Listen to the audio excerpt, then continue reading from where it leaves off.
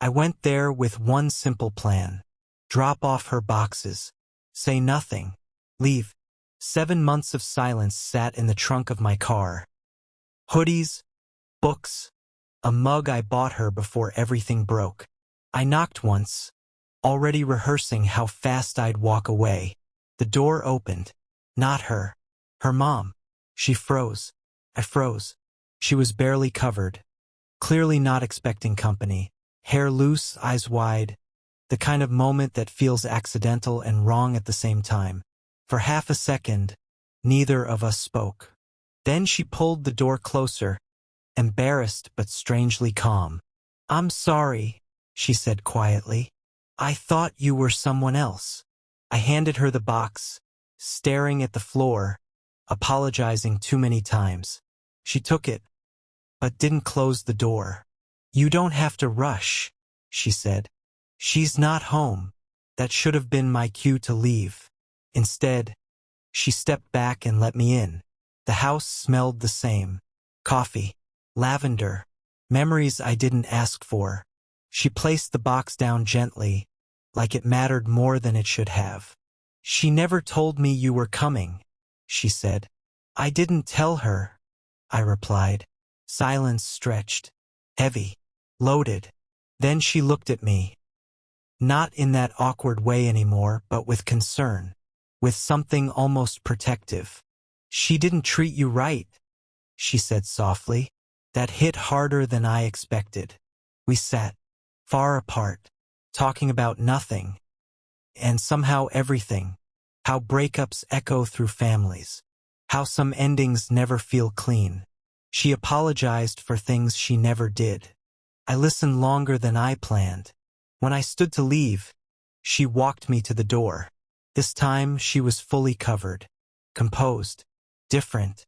But before I stepped outside, she said something I didn't expect. "If you ever need to talk, you don't have to carry it alone." I nodded, thanked her, left. I never went back. But sometimes, the strangest moments aren't about attraction or shock. They're about realizing that closure can come from the last person you expect. Standing on the other side of a door you thought was already closed. I thought that was the end of it. Weeks passed, then months. Life settled into that quiet routine where you pretend you're fine so often that it almost feels true. Work, home, sleep, repeat. I stopped checking my phone for messages that were never coming.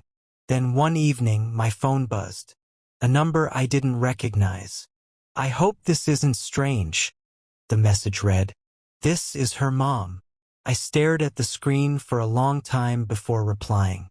She said she was returning a book I'd left behind. Said she could mail it, but something told me that wasn't really why she reached out. We met at a small cafe, neutral ground. She was dressed simply this time. Calm, put together. Nothing accidental about it.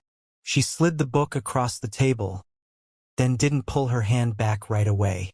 "You look tired," she said. I laughed without humor. "I am." She nodded like she understood more than I said. We talked again about work, about time, about how strange it is when people disappear from your life but leave their shadows behind. "I never meant to cross a line," she said quietly. "That day at the door, I worried I made things harder for you." "You didn't," I said honestly. "You helped." That surprised her. She told me something then, something I'd never known. How her daughter pushed people away when things got real. How she'd done it before. How she learned it from watching a marriage fall apart years ago. "I saw myself in you," she said, "trying to be strong, pretending it didn't hurt." That was the moment something shifted, not attraction, not temptation, but connection. The kind that sneaks up without asking. When we stood to leave, there was no awkwardness. No tensión. Just warmth. "Take care of yourself," she said. "You too." We walked in opposite directions. And for the first time since the breakup, I didn't feel empty. Some chapters don't reopen. They just explain the last one, So you can finally move forward without wondering what you did wrong. I really thought that would be the last time. No dramatic twist. No late-night messages.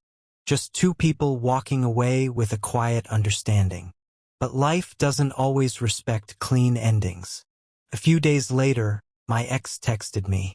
Short, careless, like nothing had ever happened. Did you drop my stuff off?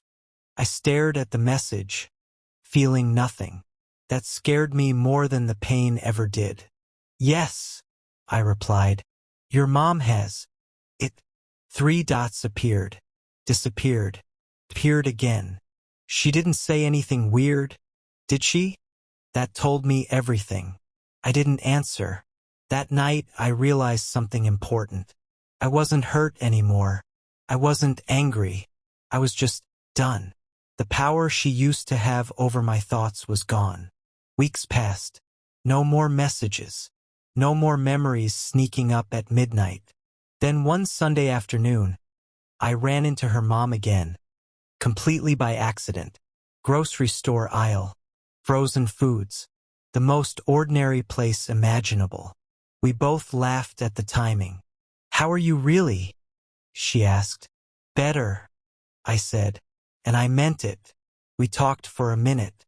Nothing deep, nothing emotional. Just two people who'd shared a strange moment in time and survived it with grace. Before we parted, she smiled and said, I'm glad you found your footing again. Walking out of that store, I finally understood the lesson. Not every intense moment is meant to turn into something more. Some people enter your life briefly, not to stay, not to tempt, but to reflect something back to you.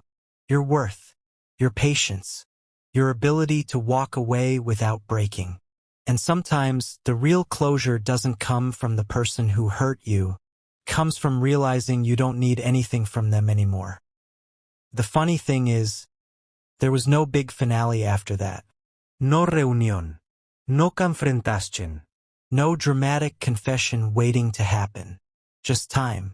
Time did what I couldn't do when I was hurting. It softened everything. The memories lost their sharp edges.